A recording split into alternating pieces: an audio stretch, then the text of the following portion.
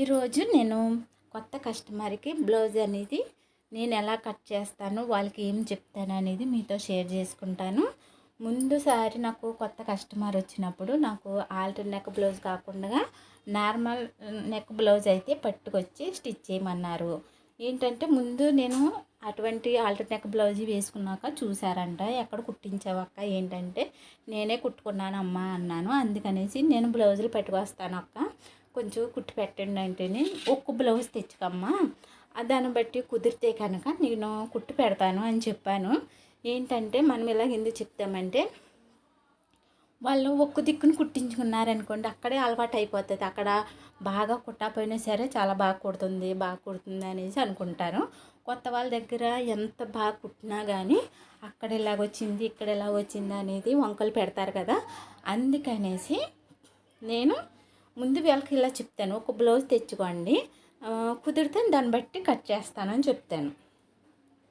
అలాగే normal blouse అట్టుకొచ్చి alter neck blouse కుట్టమన్నారు, కుట్టేసాను. వాళ్ళు పట్టుకుపోయారు, ఎగస్ట్రా డబ్బులు కూడా ఇచ్చారండి. బాగా కుదిరింది అనేసి ఎగస్ట్రా డబ్బులు పట్టుకొచ్చి ఇచ్చారు. తర్వాత మళ్ళీ 3 శారీస్ కూడా పట్టుకొచ్చేసారు. ఇంకా లైనింగ్ బ్లౌజులే 3ని సేమ్ ఆల్టర్ నెక్ బ్లౌజులే కుట్టేయమన్నారు. ఇంకా అందుకనేసి ఇంకా ఇచ్చుకున్నాను. ఒకసారి వాళ్ళకి నచ్చింది అనుకుంటే కనుక వాళ్ళకి ఇంకా అలా నచ్చుతూనే ఉంటుంది. మనం ఎలా కుట్టినా సరే అలా నచ్చుతూనే ఉంటుంది. అక్క నాకు టైం లేదక్క, ఇంకా నాకు లైనింగ్లు తెచ్చుకునే టైం లేదు, కొంచెం లైనింగ్లు కూడా తెచ్చి డబ్బులు ఇచ్చేస్తాను అన్నారు. సరే అమ్మా అనేసి నేను తెచ్చేసాను. ఇంకా లైనింగ్లు అనేది తెచ్చేసి పక్కన పెట్టేశాను. తర్వాత ఈ సారీ పాల్స్ ఇవన్నీ నేను కొన్నందుకు కుట్టించినందుకు నేను 250 రూపీస్ అనేది తీసుకుంటాను. ఇప్పుడు ఇది మనకి ముందు పొడవ పెట్టమంటే కురస పెట్టేసేవారంట, కురసెట్టమంటే పొడవ పెట్టేసేవారంట, పొడవ జాకెట్లాగా కుట్టేసేవారంట. ఎవరికైనా సరే ఫస్ట్ కస్టమర్ మన దగ్గరికి వచ్చినప్పుడు నేను ఏ విధంగా కట్ చేసుకుంటాను అనేది మీతో షేర్ చేసుకుంటున్నాను. నేను ఫస్ట్ ఎవరికైతే బ్లౌజ్ అయితే కుట్టిస్తానో వాళ్ళు కొలతల ప్రకారంగా ముందు పేపర్ మీద అనేది నేను డ్రా చేసుకుని కటింగ్ చేసి పక్కన పెట్టుకుంటాను. నెక్స్ట్ టైం వచ్చినప్పుడు ఇదే విధంగా కొలతలు తీసేసుకుని నేను అనేది కట్ చేసేస్తాను. అంటే కొత్త కస్టమర్ అన్నప్పుడు మనకి కొలతలు అనేది కొంచెం కన్ఫ్యూజ్ అవుతాం కదా. అందుకనేసి నేను ఇంకా పేపర్ మీద కటింగ్ చేసుకుని పేరు డ్రా చేసుకుని పక్కన పెట్టేసుకుంటాను. వాళ్ళు వచ్చారనుకోండి సరే, లేదా ఓ నెల 2 నెలలు చూస్తాను. ఒకవేళ రాలేదనుకోండి ఈ పేపర్లు బయట పడేస్తాను. మనకి పొరుపు కింద పెట్టేసుకున్నాం అనుకో అంత ఇబ్బంది ఏమీ ఉండదు. చెస్ట్ లూజ్ వచ్చి 11 ఇంచులు, పొడవు వచ్చి 16 ఇంచులు అయితే పెట్టుకున్నాను. ఫుల్ షోల్డర్ వచ్చి 8.5 ఇంచులు అయితే పెట్టాను. సంక డౌన్ వచ్చి 7.5 ఇంచులు అయితే పెట్టాను. పైన 8.5 ఇంచులు పెట్టాం కదా నెక్ ఫుల్ షోల్డర్, కింద సంక రౌండ్ దగ్గర మనము 7.5 ఇంచులు అయితే పెట్టుకోవాలి. అంటే 60 ఇంచు తగ్గించాలి, ఎందుకంటే మనకి కుచ్చు రాకుండా ఉంటుంది, మడతలు రాకుండా ఉంటుంది. అందుకనేసి విత్ నెక్ దగ్గర కాలర్ దగ్గర నేను 3.5 ఇంచులు అయితే డాట్ అని పెట్టుకుని ఇంకా ఈ విధంగా అయితే నేను కట్ చేసుకుని పక్కన పెట్టేసుకుంటాను.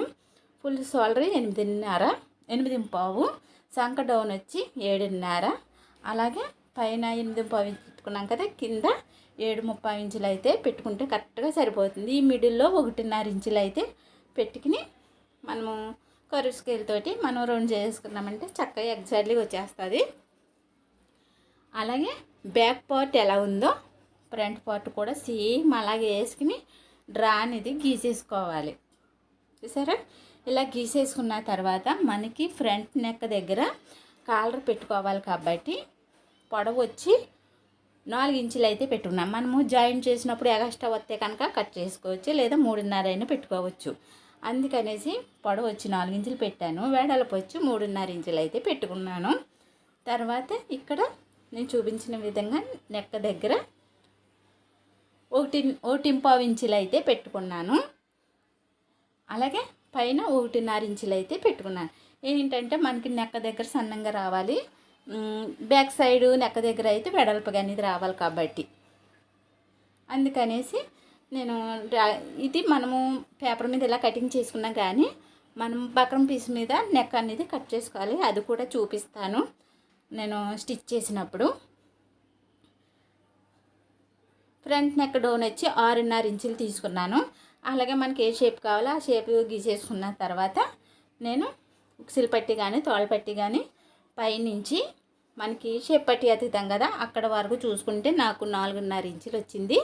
1 ఇంచ్ కలిపి మనం 5.5 ఇంచులు అనేది పెట్టుకోవాలి. ఎందుకంటే మనం ఉక్సిల్ దగ్గర డాట్ వేస్తాం కదా, తర్వాత పైన నెక్క దగ్గర కొంచెం మడత పెడతాము, షేప్ పట్టి దగ్గర మడత పెడతాం కదా, దానికి 1 ఇంచ్ అనేది కలుపుకోవాలి.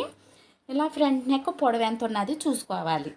ఇది క్రాస్ కటింగ్ కాదు కాబట్టి ఇది బ్లౌజ్ అనేది సాగదు.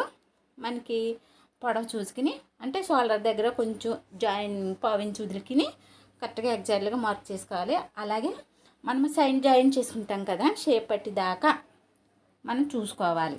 అలా చూసుకుని మనం ఫ్రంట్ పార్ట్ అనేది ఇలా డ్రా చేసుకోవాలి. అలాగే షేప్ పట్టి, నేను షేప్ పట్టి ఎలా కటింగ్ చేస్తాను, ఎలా కొలతలు తీసుకుంటాను అనేది ముందు వీడియోలో ఉంటుంది. అయినా సరే మరీ చెప్తున్నాను చూడండి. కింద పావించి మడత పెడతాం కాబట్టి ఆ పావించి తీసేసి ఆ చివరన ఎంత వచ్చింది, ఈ చివరన ఎంత వచ్చింది చూసుకుని దాన్ని బట్టి క్రాస్గా కటింగ్ అనేది చేసుకుంటాను. ఇలా కటింగ్ చేసుకున్న తర్వాత నేను దానిపైన పెట్టి చూపిస్తాను చూడండి. ఫ్రంట్ పార్ట్ బ్యాక్ పార్ట్ పైన పెట్టి చూపిస్తాను చూడండి కరెక్ట్గా వచ్చిందా లేదనేది.